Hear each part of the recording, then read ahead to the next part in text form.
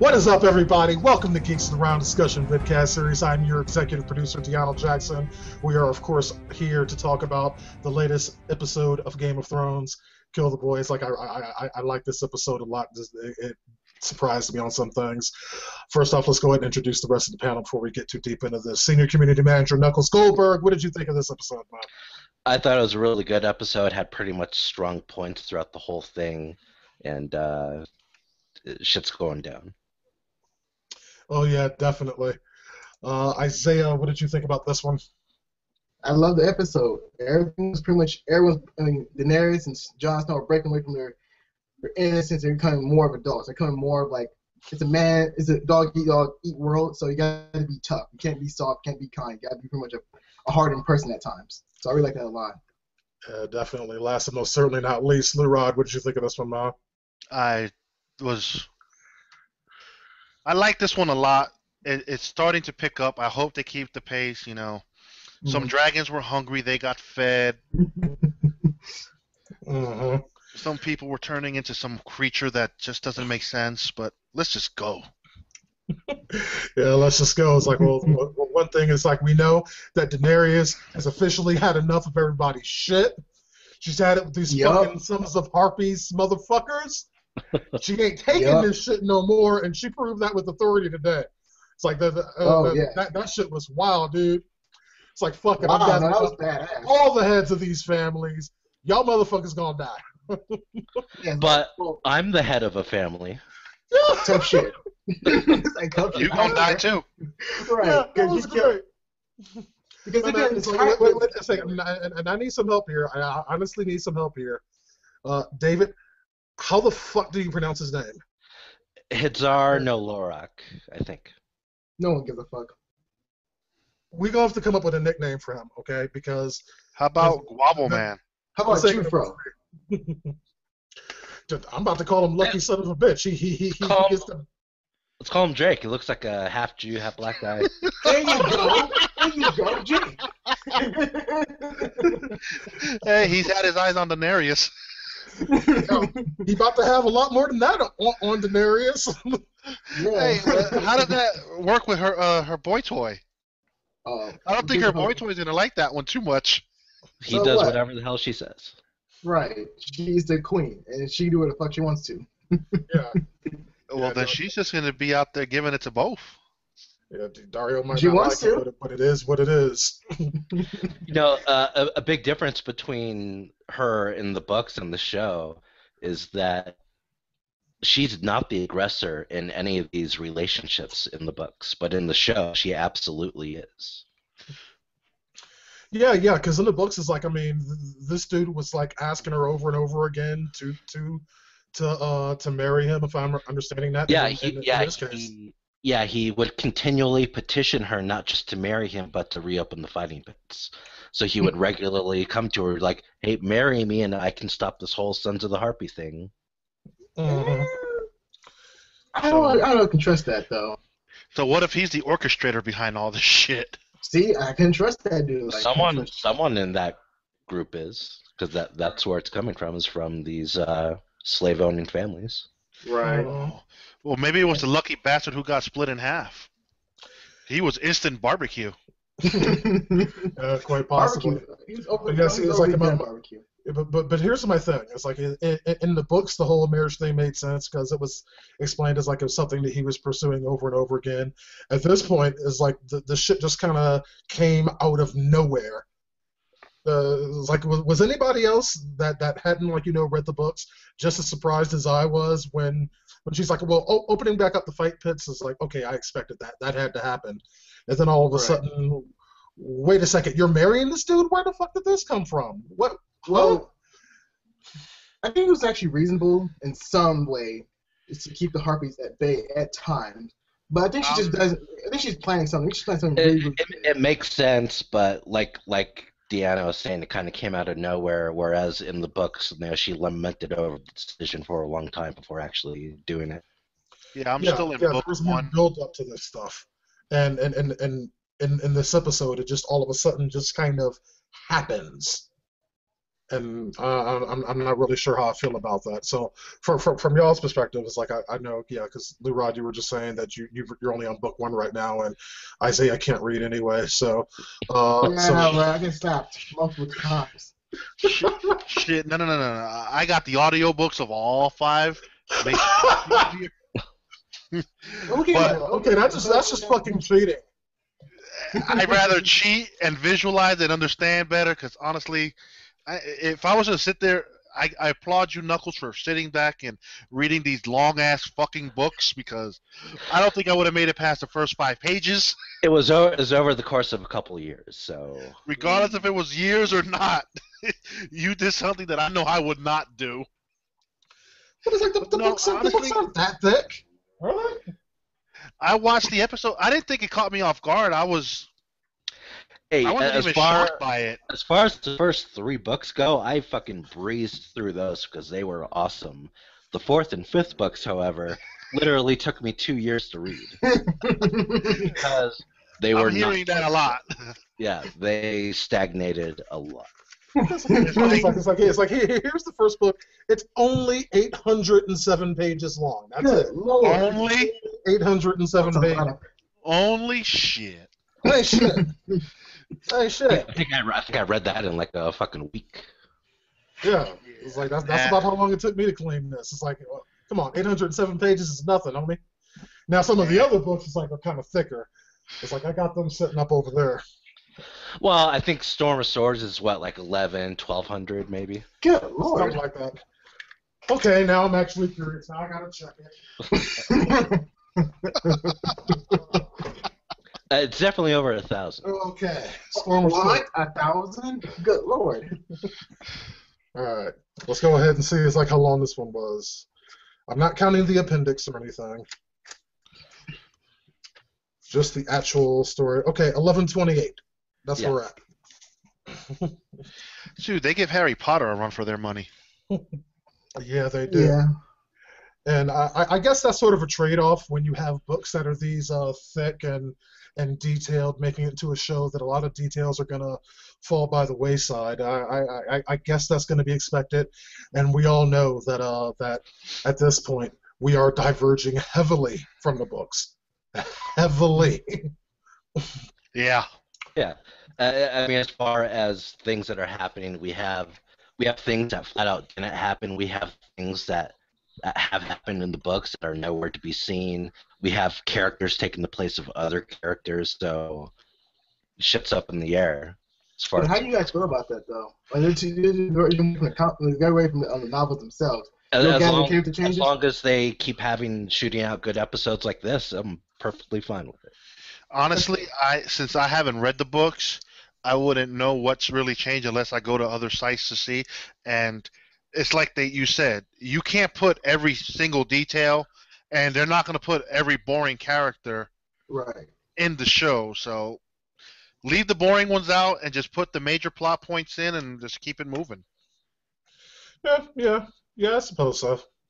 But it's like that's just kind of one of the things that drew me into A Song of Fire and Ice in the first place, was that there was all these details and it really built up this world. And I'm not saying that the show's not doing that, mind you. Just sometimes, like in this one particular case, I wish that there had been that this Daenerys, Meereen, what the fuck is his name? I wish that was a little bit more drawn out. Whatever the fuck's his name is. Yeah, and normally it's like I don't have any complaints about it because yes, they diverge heavily from the books, but I'm enjoying what they are doing. It's getting to a point now when even me, as someone who's read the books, is excited to see what's going to happen next, because at this point, not even I fucking know. Interesting. I mean, there's a lot of things that it's like I think Knuckles would agree with me on this, that we kind of have an idea about what's going to happen-ish, but not really. It's like, I mean, I'll give you guys for instance. Like right now in this episode, we have Stannis Baratheon leaving Castle Black and going down to Winterfell. Okay, that's what we have right now. So presumably by the end of this season, he's going to get to Winterfell. In the book, Stannis has not gotten to Winterfell yet, so we have no fucking clue what's going to happen there. No, he has. Was he really? Did I miss that?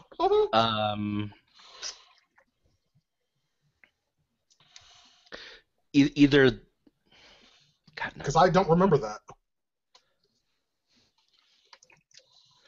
So basically, either he did or was basically on his way. Oh yeah. He's on his way. He's definitely on his way, but he hasn't actually gotten there yet. You're right. You're right. So, he has not. Yeah. Now I'm thinking because I'm thinking of something that happened, but you're right. He didn't get there. mm-hmm. So if that happens in this season, we're as completely in the dark as anyone else as to what's going to go down. And then of course you have Brienne and Podrick that are there also, and again, not something that happened in the books. We have Sansa and Winterfell. Did not happen in the books. So maybe it's just the interesting to see producers, how since the producers know where George R.R. was taking it, and he's already given the okay. Well, this is what most likely will happen somewhere in book 6.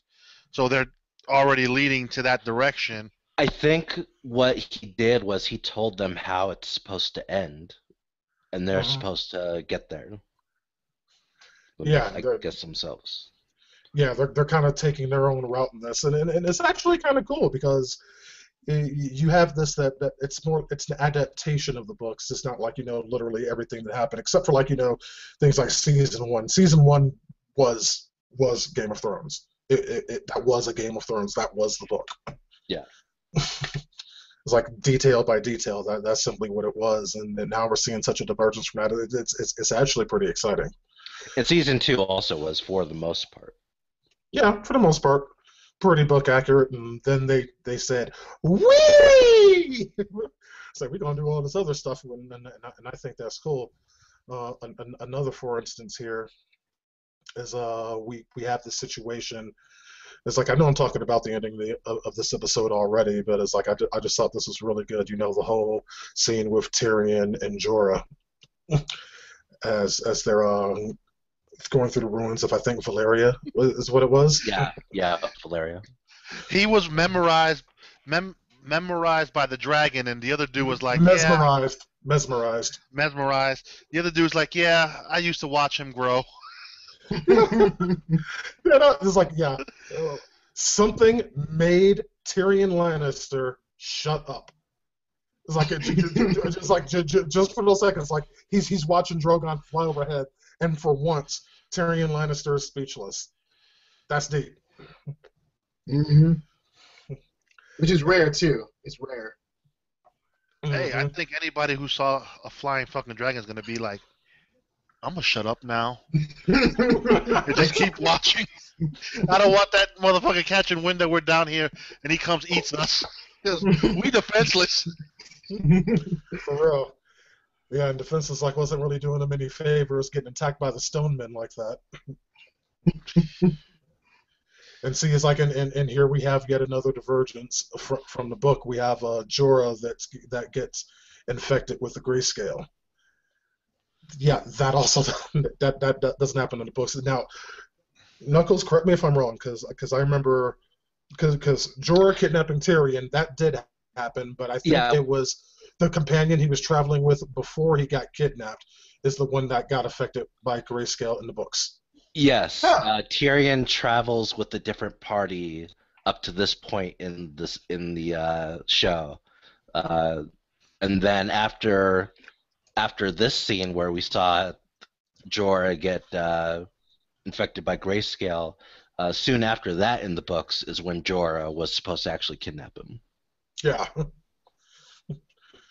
So it's like it is a very interesting direction to take this, with Jorah being affected with something that absolutely is. It's like it's not like a case where like Stannis' daughter, where she was able to be healed. She was a kid, and that's why that worked. Jorah is screwed. Let's get that out the way immediately. He's fucked. Also, like he told her, he had like a million different maesters come and try different things, and So it's like the plague in a way. Yeah, basically, it's like the Stonemen that you saw. These crazy kind of bestial motherfuckers. That is Jorah's future. There's not really a lot that could be done of that outside of just pure magic, which in Game of Thrones is conceivable, but he's basically screwed. Yeah. Some magic herb or something like that. Knuckles, don't make me fucking hurt you. Don't make me fucking hurt you, man. This ain't Arrow. Okay, we're not doing that shit right now. Well, it might be. This whole thing might be a backstory of Arrow for all I know, because we had Katana in an episode fucking last week? The week before that? Yeah. Yeah, she was a red priestess. Yeah. Oh, dear Jesus. That's true. So maybe this is like, we're all the fucking magic herbs in Starling City and all that shit, where all that shit came from in the first place was here. Yeah. Confirmed. Lord. Yes. Game of Thrones is essentially a backstory for Arrow. And Katana is immortal. She's been around longer than Roz. She's probably the one that dug the Lazarus pits in the first fucking place. And maybe she might sound like savage as well, but that's highly unlikely. He said he was somewhere else. Anyways. So it's like what I'm wondering is how long does it take for the grayscale to go into full effect and for Jorah to be lost to the realms of men forever. Oh, so the book never told you. I'm sorry. No, go ahead. The book never told you. Let's say the book never told you guys how long this disease or how long it lasts for a person to be with it until they die, or was it? It'll give you some details of what it was and how people die from it. DeAno, what was your question again? Because I didn't hear it. How long does it take for the grayscale to fully manifest in somebody until they basically become one of the Stone Men? I don't remember that being in the book. I don't think they ever really say. And I don't think most people, I don't think they really know either, so. Yeah, probably not. So it's like that's something we'll be able to see unfold actually in the show, and I'm curious about whether or not Jorah is even going to be Jorah long enough to get Tyrion to Meereen, so that he can, pretty much bow before Daenerys and beg for his position back in the few minutes of sanity that he has remaining. It's like I honestly don't know how that's going to turn out. Right. All right, but moving on a little bit from there, it's like the events at the Wall of course, this entire season long has been kind of the focal point, at least for me, because it's just finally something up there interesting is happening. It's like ever since Jon Snow became Lord Commander of the Night's Watch, shit's kind of getting real up there. Yep. And I like to see it. Same here. And it's like I keep forgetting that the Meister is a Targaryen. It's like every time it's like I see an episode and that's brought up, it's like it's like I'm learning it all over again because I keep forgetting, because it's honestly not something that has like major super crucial significance to the story, at least not at this time. Right. And I was really interested in how Daenerys was being a little bit more tougher on people, and it kind of reminded me all the rumors, not rumors, but the history behind the Mad King. And we talked about this beforehand that she would never become the Mad King status by any means, but I'm hearing more about the Mad King, what he does to people. I think Daenerys is going to pretty much not copy it, but learn what her father has done and use those tactics for good instead of just being more of a tyrant. So it might be interesting where she goes with this. Yeah, it's like I've read a lot of online discussion saying that as well, that they're seeing like shades of the Mad King in her. I'm not quite certain that I'd agree, because the thing about her father is that he was a psychopath. Right. And she's not a psychopath. She would never be a psychopath. She's doing more things that people keep telling her, you gotta be tough, you gotta be this, you gotta do this. But she always kept ignoring it because no, I want to be nice to people. Well, okay, I gotta stop being nice now. I gotta be trying to like my father, but in a smaller dosage. Not overly of a mad person, but it was a rational, but at the same time, I will punish you in the end. So I like that a lot by her. Yeah, and meanwhile, the Meister at Castle Black is sort of sad about the fact is like because by now it's like that whole scene with him and Sam was all about the fact that word has reached them about exactly, some of the things that are going on with Daenerys over in Meereen, and we have the Meister kind of sad about the fact that he can't do anything about it, and as far as he knows right now, Daenerys is his only living relative on the planet. It's like, despite of it, everything else, she is, still family. And, not being able there to help family, they having a hard time. Yeah, that shit kind of fucking sucks. Yeah, genocide will do that to people. It can do that to people. It fucking sucks. Yeah, now what do y'all think of Jon Snow's plans? Like, because what he is trying to do, to me, makes perfect sense. But it's going against so much of what the Night's Watch has become over the past, millennia, however fucking long that the Night's Watch has been around. Teaming up with the Wildlings. It's like trying to get money out of politics. Yeah, it makes sense. but no one seems to want to do it. Right, but they have to do it though. They have to because the White Walkers are coming, and they need all the people at the realms to pretty much help them defend against the White Walkers. Because, like they said, winter is coming. So I don't care what you feel about me. You have to work together. They're gonna fight them whether they're alive or dead. Right. So it makes sense to get them south of the wall. But yeah, exactly. But these are also the same people that raid villages whenever they can and just kill anyone who's not a wildling. So right. Yeah, that's true. But it's like you got to figure. It's like there's so much like history and shit. Is like whose fault is that? I'm wondering. It's like how everything started. Way back ago and all that. Right. Because I can't presume that these free folk just said, "Hey, we're gonna come over here and start pillaging shit." Because that just sounds like a good plan to me. Right. I'm wondering basically how much of a role the Night's Watch had in kind of creating their own enemy. Right. Absolutely, they did, but they've been at it for thousands of years, so it's kind of hard to say who shot first. Right. And so exactly. It's like I want to say it's just like history itself. Like we don't know why the Wildlings are doing this and that because there's always a cause and effect. Free people won't do this, not with all knowledge.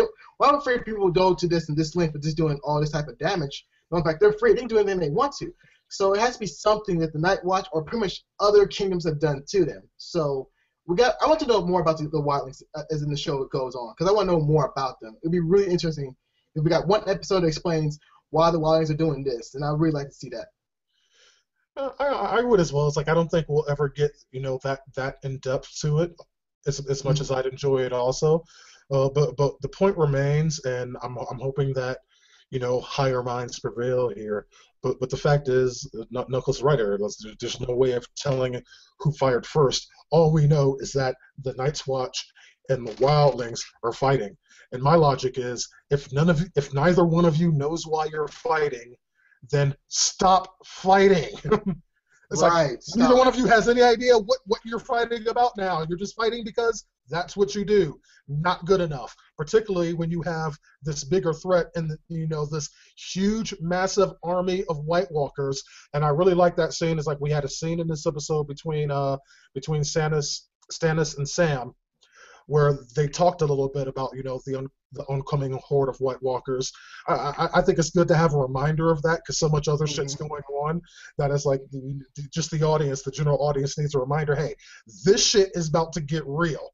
Fuck this shit going on in the Seven Kingdoms. This is where the real fight is about to be. Because these motherfuckers, they don't give a fuck. They don't want no throne. They don't want anything. They want everybody dead. That's kind of where they're at. Dead. It's extinction. It's called. They want extinction, and pretty much who are they get involved with.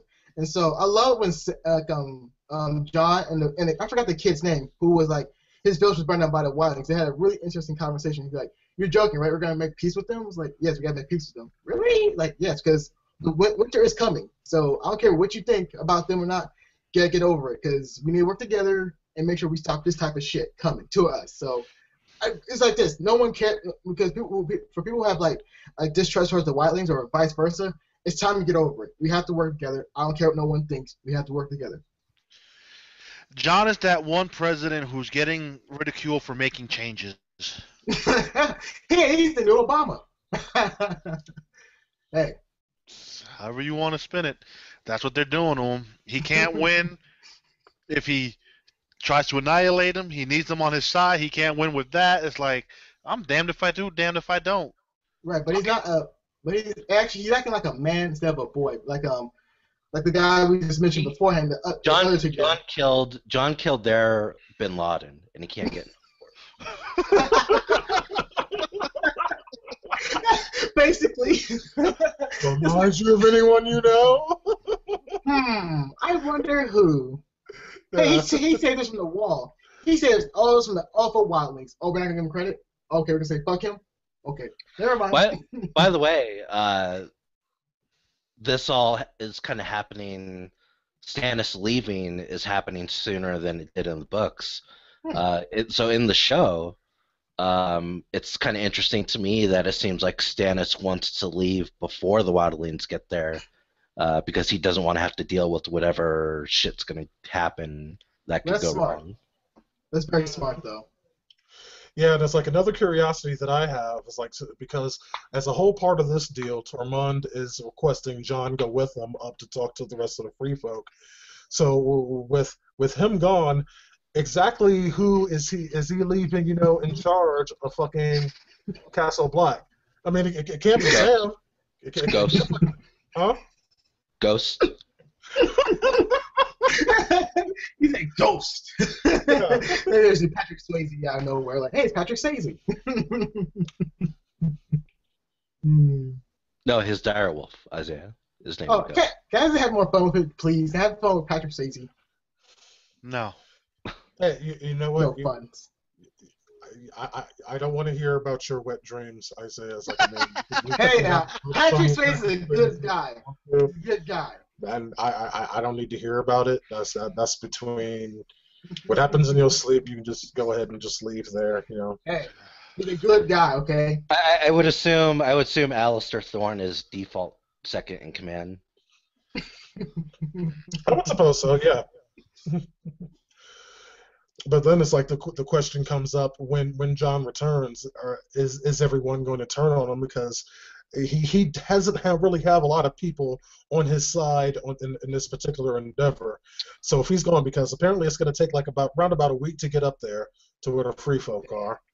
It's probably going to take a few days to even convince them to do anything, and then it's going to take another week getting back.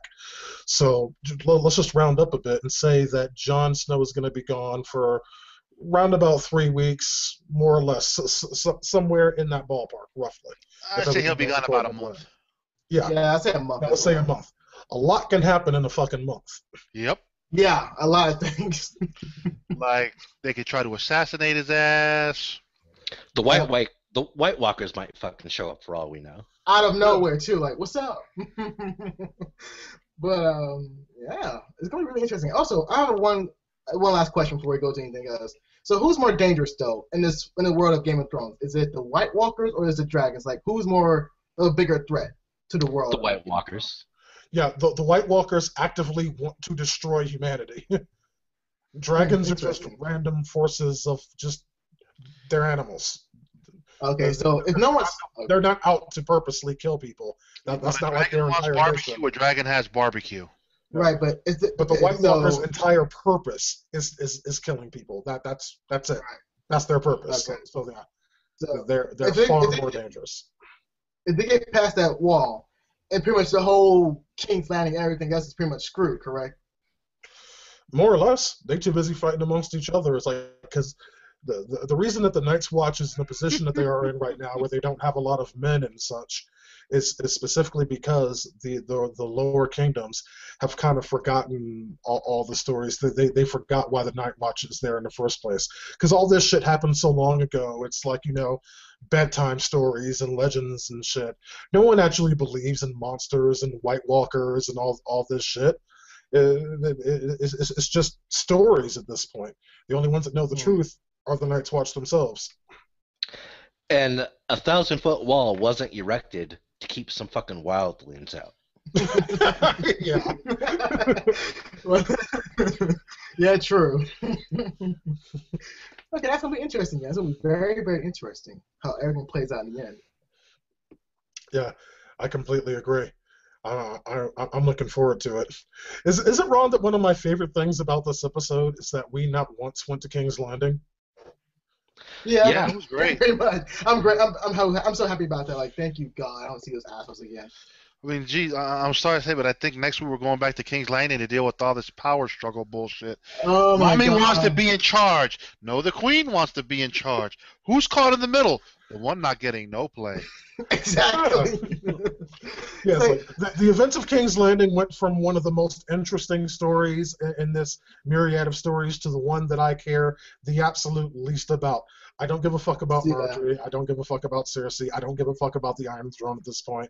It's not particularly relevant, particularly when there's so many other interesting things going on. Give me an episode of Arya training at the House of Black and White for all I care. Show me what's going on. Show me more about what's going on in Winterfell. And yeah, folks, we'll get to Winterfell in a minute. Yeah, and Dorne, the stuff with Jaime and Bronn. These are the stories that I want to see, and much more stuff at the Wall. These are the stories that are interesting to me. I don't give a fuck what's going on in King's Landing. I don't give a fuck about this militant, religious, whatever the fuck it is. Like I can't even think about it right now. It's Sparrows, yes. Yeah. No one cares. Everyone's named after like all sorts of fucking shit. Sparrows and crows and birds, everything. That's really yeah, that story's a little boring. It is, but can we? I'm not gonna compare these two, but is this like a one-off question? Like, so since King's Landing is a little bit more boring itself in its own right, if I forgot the boy who's crippled, and he's also part of the Stark family. Bran. Thank you, Bran. If they bring back his storyline, would that still be more interesting than King's Landing? Which is like he's not in King's Landing. Yeah. Well, the thing is, talking about the story itself. The story. The thing is with that, at least from what I remember at the end of last year when they wrapped up the season, I think they said we're not going to see Bran at all this season. Yeah, his story's done. No, it's not his story. Done. It's done. Not it's done, just, but they're not getting more into it, at least not this season. Okay, interesting. We'll see a lot more of it next season. It's like I wonder how they're going to remind people though. It's like because by the time we see them again, it'll be season 6, so it'll be 2 years after the last time we saw them. And by the way, they're north of the Wall at this point. They're somewhere north of the Wall. Don't forget about his little brother, Rakan. Oh, he's on the show. Damn. He's off with the wildling girl. You know what? George R.R. Martin fucking forgot about him too. He wasn't in book 5. Seriously? I didn't know. No. I forgot. It was like, he's still alive? He's dead somewhere. I knew he was alive. It's just they never revisited him again. Damn. That's kind of fucked up. No, it's like I know what they're gonna do. It's like no. See, you think that George R.R. Martin forgot about him? Motherfucker gonna come back in the last book with goddamn He-Man sword and shit, talking. I have the power. He-Man. Riding in on one of Daenerys' dragons and shit. Yeah, he's gonna come back. He'll be 18. Be like, God damn, his timeline changed quick. no,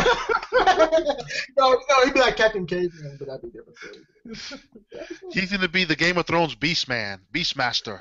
Oh, that'd be cool though. That'd be so fucking cool. Oh God, that'd be so cool. Huh. That would be fucking funny. All right, so meanwhile at Winterfell, we also have I totally forgot about that wildling chick. What is that, man? It was a fucking year ago. I think what was the last time we saw her? Season 3?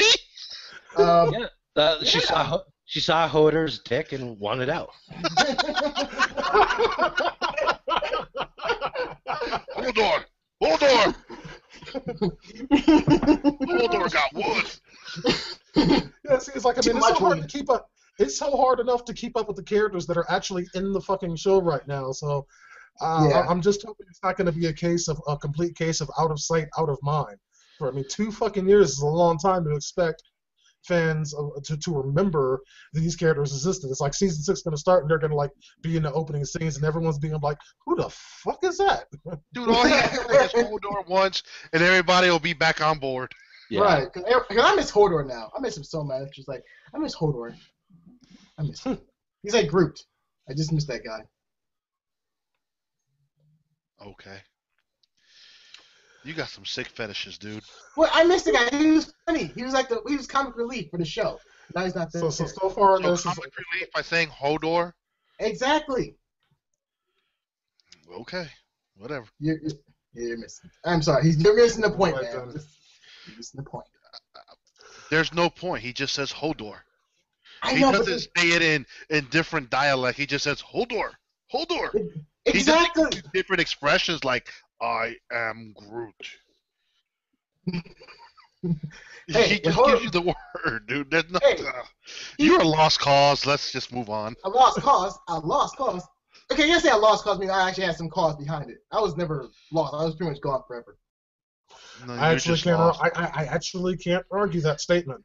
But we're going to go ahead and move on to the events of Winterfell.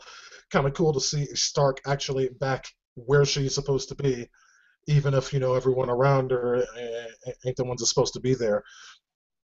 Now, it's like in this episode, of course, it's like we had whatever the fuck's her name, Miranda. Brienne. Oh, No, that not crazy Brienne. chick. Yeah, crazy chick. I can't remember her name. Oh God. I think her name Pretty was. sure it was remember. Crazy Miranda. I'm pretty sure it She was was not Miranda. interesting to me. Yeah, but the point is, like, she orchestrates this reunion, so to speak, between Sansa and Theon, who of course now is Reek. Sad to say. Who smelled like shit. No, he's one worse than shit. So Knuckles, this is another question for you. After Theon became Reek, did Sansa and him ever meet again after that point? Sansa's Don't still think so. no. Sansa is still at the Vale. Oh, really? Yeah. Yes. She's still in the Vale book, so it's like this is a meeting that did not occur. This is kind of why books 4 and 5 were so hard to read. Like, not a lot happened. Like everyone's still kind of where they fucking are, and they introduced a bunch of new characters. Okay, The producers hit the fast forward button. okay, let's skip all this bullshit and get to the good shit. But see, the thing is, I don't think in the book 5 she ever got to Winterfell yet. No, we don't. We don't even know if that's the plan for her to go there. Yeah, 'cause she hasn't moved from where she was. Still at the Vale. So she's with the Moonroof. Yeah, exactly.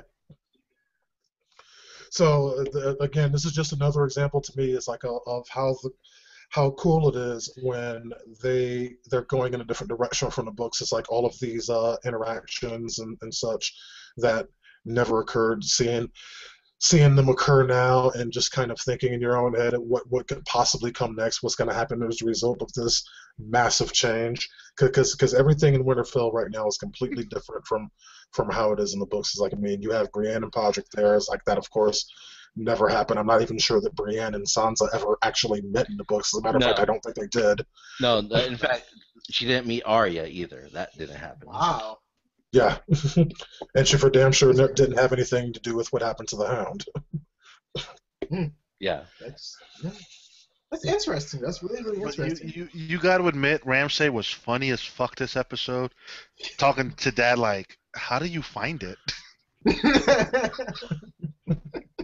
Ramsey was pretty much, she stole the show a lot. He stole it every second. He's like, how do you find it? She's so big. Oh, God. I can't help but laugh at this Listen, psychopath. don't forget, he married her because Walder Frey gave him his bride's weight in gold, and so he took the biggest one. No. Oh, God. Oh, man. Dude. I love this character a lot. I really do. Don't think he's a psychopath. I like him more so because he just goes with the flow. He just goes with it. And I like Yeah, but it's like that also, but it leads to a situation where now Ramsay is a little bit concerned, because now this is actually going to be a true-born son, not a bastard like he was, until he just recently got his name back, so he's all worried. Like, well, it's like, whoa, what am I not going to be the heir now? It's like, what's going on? And then the story Bruce told about how Ramsay even came to be. Ramsay in the right family is like his father is just about as much of a fucking fruitcake as he is. Like these are two twisted motherfuckers, man. Yep. Yeah. But I love them though. They're great characters to actually watch because they're just that crazy within a world that's fucking crazy. All bullshit aside, I honestly thought his wife was his daughter. Exactly what that was. Is that your daughter? That was not. Oh shit. I'm like, dude. Why is his daughter all happy and go lucky to be pregnant? It's like, god damn, this is some twisted shit up in here. But before we go into wild speculation, I want to talk about very briefly like when Theon and Sansa and Ramsay were in the same scene together. I really love that scene because it was two characters who know each other, but it's pretty much at a standstill because one changed so much and one pretty much is a different person. So you see those type of factors play here, and Ramsay's pretty much breaking the ice. Like, oh yeah, and it was just so. It was really interesting. I love how that scene goes. It was very. For me, it was a very perfect scene to watch. Right. I mean, Ramsay is the kind of motherfucker who thought like he was like giving her a gift by showing her that. Right. Yeah. Mm-hmm. But at the same time, made him my servant. But at the same time, you can't think that. No, in fact, Theon's broken. He kind of, in my own. This is just me saying this. He's okay with that because if you look back, he did kill children who were supposed to be Stark. Two youngest boys. No, in fact, they wasn't the real ones. He still killed children. He still did more awful things towards people who actually treat him very nicely, like his own father. So, for me, I think he's okay being Reek because he don't want to go back to his old life. Because it doesn't really go back to if you think about it. Well, yeah, there's no point to go back. I think I don't think he's as broken as he's playing off to be. No, he absolutely is. Otherwise, he would have gone. Otherwise, remember last season, his sister tried to rescue him, and he like fought her off and bit her. Yeah, he said, "Fuck that shit." I'm saying. When he heard the name, when he heard his name, he kind of paused for a second, and I was like wondering, is he plotting some revenge here? No, the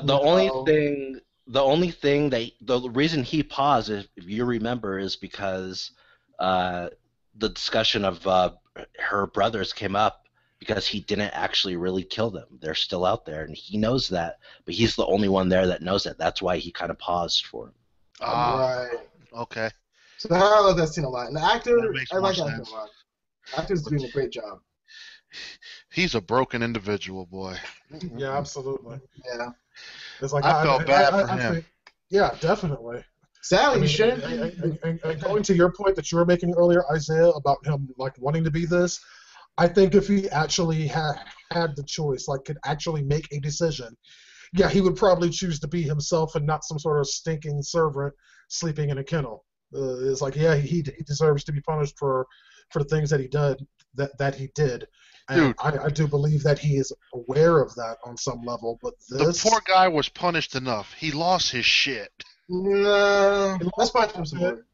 He was skinned. Like, I mean, what was it? It's like, was it season 3? He pretty much spent all of season 3 being tortured, or was that 4?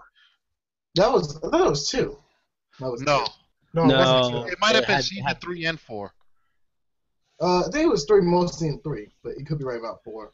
Yeah, I think it was mostly 3. It's like I just remember there was one season where it's like, just that was the Theon gets fucked up season. That's the only thing he did was get completely tortured and broken. The guy lost his junk. Well, yeah, I'm not taking that was torture enough. In the books, he loses a lot more than that. He loses a couple of fingers, most of his teeth. Damn, that's fucked up. Dude, Ramsay's sadistic. But at the same time, you kind of like his sadistic side. You kind of like it, but also you're kind of wary of it. No, so I don't kind of like it. That's bad. I kind of like it. But that makes his character more interesting. No, I will say this. The one scene where Ramsay told him to get on his knees, I was like, oh, please don't do that. I honestly thought he was going to make him do something totally cross that line. Yeah, same here. It's like, seriously? please don't, Ramsay. Hey, I thought so. I was like, yeah, Ramsey's crazy. He's a crazy. Ramsey's out there. Get on your knees, like. And that look he's giving, like, I don't want to. I didn't really think that coming, but I can see why some people would. Yeah. Thinking back on that scene, I guess I can see how you might have thought that. It's like I never did. It's like I thought he was going to start breaking fingers.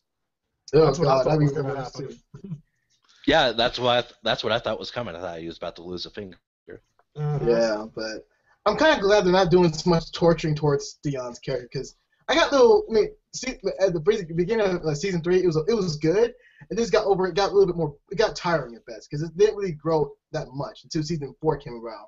So I'm kind of glad they're getting a bit more lenient on the torturing on DeAn. So I'm okay with that, more better. I would have enjoyed it either way.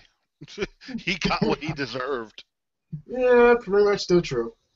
Okay. I mean, granted, I will never say that a person should lose their junk, but I mean, that's just beyond torture. Yeah, more than somewhat. You took his manhood. But it's more than that, though. He played a lot of mind games, too, before he took his junk. So it's kind of like he was always confused. That, was he actually free? Was he actually safe from from clutches? And it was pretty much he wasn't free. He wasn't safe. So it was really interesting how it played out in season 3, that he got inside his mind before he actually broke the character who is DeAn. So I liked what Ramsey did as a character, not what he did as a person, but as a character, he did more. He's a thinking person instead of like a brute. So I liked it a lot. Yeah, I agree with that. Okay, it's like, here, we're going to go ahead and kick it to wild speculation time. Just for shits and giggles. It's like, actually, it's like I will ask you guys directed questions, okay? So first question, entire panel is like, just go ahead, whoever wants to speak on it. Do you guys think that Jorah will survive his infection long enough to make it back to Meereen to see Daenerys? I'll say yeah. Yeah, I'll say yeah. Because I have no idea how long grayscale takes to go into effect. But I'd say yeah. I would say no. Reason? Well, I'm a little bit new to the whole disease itself, but we both don't know how fast or how slow it is and how it affects a grown man. A child is different because it was a child, but a grown man or a grown adult, it's pretty much their time is pretty much weighed down even more because they don't know how much time they exert. You guys exert so much energy to go to A and B. It's gonna take up all your energy to fight this disease or where this is. So more he's trying to bring a tear to Daenerys. The time he's losing more energy, he's losing pretty much his life itself. So I don't think he's gonna make it that far. I think he's pretty much gonna die. Look, dude, Tyrion needs a guide. They're not gonna take away his guide. They'll at least give the guy to knock on the door and then let him croak. Maybe. That'd be cool, though. Question two. Do you guys think that the Night's Watch will turn on Jon due to his wanting to ally them with the wildlings? Yes. It's 50-50. It's just too much bad blood. It's just too much bad blood as of now with the wildlings and the Night Watch, because due to the whole massive war it's not really a war, it's pretty much an invasion at the wall. That's still fresh in a lot of people's minds, and people who actually was like migrated to the wall due to the wildlings pillaging and villaging everything else around them. It's like, yeah, fuck the wildlings. I lost a family, like the kid says. He lost his mother. He lost everyone around him. So why the fuck would I give a fuck about them? And it's not just him. It's everyone who's thinking that too. So that type of thinking is gonna keep growing. I mean, I get it, but that could have been anybody in the war that could have lost a family. So you got to get over it. I mean, if this is better for the team and it's going to help us survive in the long run, sometimes you need to just swallow your pride and follow your commander. But also, really quickly, for Knuckles' answer, remember, Jon Snow broke a lot of rules within Night Watch. And yes, we both debate if it was good or bad. He still saved the Night Watch for what happened, but he still broke a couple more rules. He did disobey key orders from the Night Watch. So that's going to play a bigger effect as well. So the wildlings and Jon Snow is pretty much breaking the rules of the Night Watch. It's going to be more chaotic for him. So I think a lot of those people broke the rules in the Night's Watch. Yeah, that's true too, but it's Jon Snow. It's always Jon Snow. He knows nothing. Right then. What do you think on this one, Knuckles? I'm gonna have to recuse myself from answering that one. I thought you might. That's also why I'm not answering it.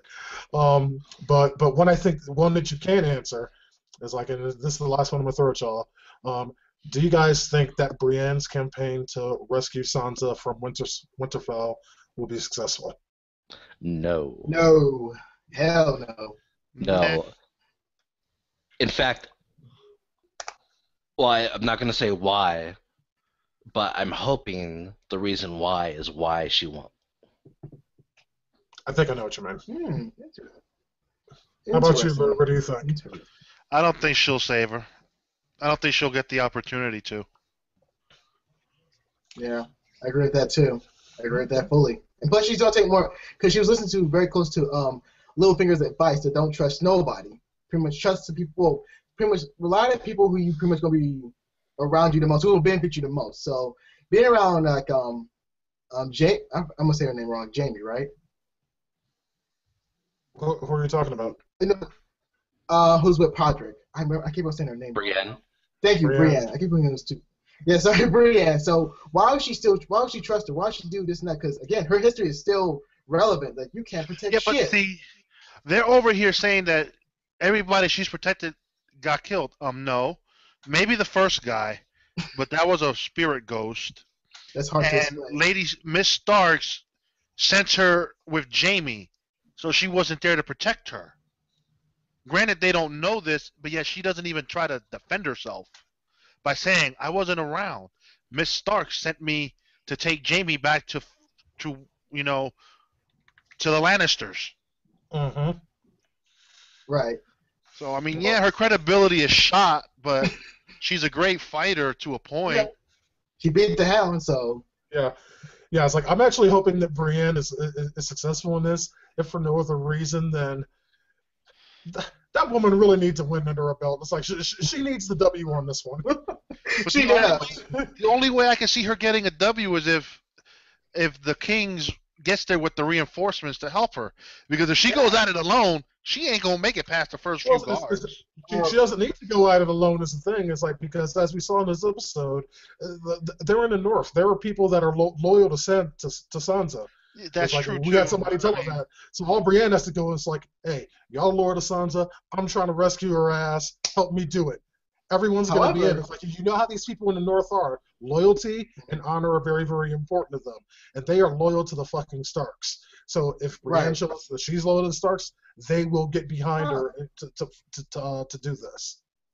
But what if, like, again, I agree with what you're saying, DeAno, but what if, like, Sansa herself pretty much, like, if the army does come for her, I'm just saying, hypothetically that is, and it's the North, and she pretty much tells North that, no, I'm fine with my own surroundings itself. No, in fact, it could be bullshit itself, but if we think of it like this, like, we all talk about Sansa, she's growing as an individual, she's growing as a character, and she's becoming more colder as the time goes on, so it's going to be more hard for her to actually still take that help.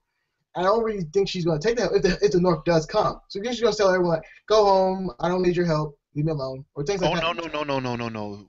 The king is going to come down, he's going to kick some ass, and she's going to be like, well, I'm Sansa Starks, and he's going to be like, okay. He'll probably leave her there with a few guards to protect her. But he's going to eliminate that threat real quick. If it plays out that way. Yeah, it's like I don't see the Boltons being able to stand against Stannis Baratheon and his army. Right. Particularly with Melisandre. Am I saying her name right? Yeah, Melisandre. Yeah, especially with her there. So yeah, that just ain't gonna happen. Does anyone else have any just pure wild speculation before we go ahead and wrap things up? I do, but I think we'll go first. No, I don't have any speculation. Okay. All right, Izzy, go ahead. Okay, so there's going to be three very, very, very quick speculations. So the first one is, okay, so what if, again, the White Walkers do come, and they know they're going to come, and the Night Watch pretty much fails in their own attempt to pretty much prevent them at bay. If that does happen, they're going to push the Night Watch even further where the King's Landing and where like, Daenerys is, like those type of areas push them back even further because since we see the White Walkers growing so fast, it's like, yeah, we got more men, we got everything else. So again, I'm still new to the Game of Thrones universe, so I don't know how the Night Watch actually stopped the White Walkers in the first place. So I'm still a little lost in that part, but that's okay. And the second one is that since again it's going to the first one, if the Night Watch does get pushed back to different parts of the area, again, I'm just saying, it's wild speculation. We might involvement of Daenerys, but again, that's very highly unlikely by all means. So that's a crew you can scratch that out. And this last one is pretty much at the end of the whole series itself, where all the kingdoms unite to fight the White Walkers, which I highly doubt that too. Yeah, it's like if they probably all got together, they probably still don't muster an army to match the White Walkers. Yeah, it's true too.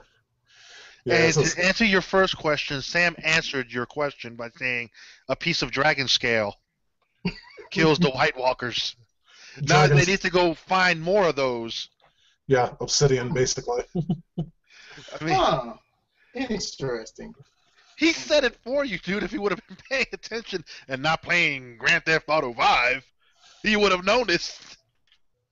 Well, in my own defense, I'm trying to multitask more better than you. Yeah, if you say so. The simple fact of the matter is that we are halfway done through this season. We have 5 episodes left to go, and Geeks will be with you every single step of the way at youtube.com/geeksaround. If you have anything for us, you can always shoot us an email, geeksaround@gmail.com, or leave us a voicemail on our call-in line. That number is 801-609-GOTR. Again, that is 801-609-4687. And as always, we invite and implore you to join the Geeks Around community on Google+. You will find the link for that down in the description for this video, right underneath that like button. Until next week, this has been DeAno Jackson, executive producer, Geeks Around, special Vidcast for Game of Thrones. We will see you next week for Unbound, Unbent, Unbroken. See you then. Bye-bye.